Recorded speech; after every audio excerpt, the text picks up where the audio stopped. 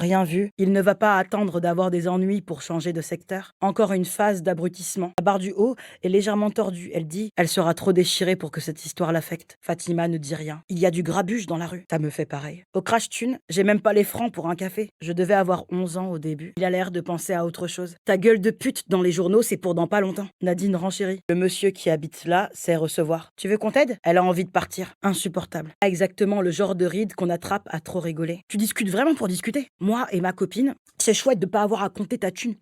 Y a pas, on rigole tout de suite plus. Elle vide son chargeur. Elle s'assoit à califourchant sur lui, le serre à la gorge et il dit. Il se tortille par terre en hurlant. Ça lui rappelle quand, adolescente, elle faisait le mur. À cause du sang qui sort, vague envie de vomir. Je les connais, les innocents. Implacablement. Fatima remarque pour elle-même. Je dois lui filer un passeport et une enveloppe.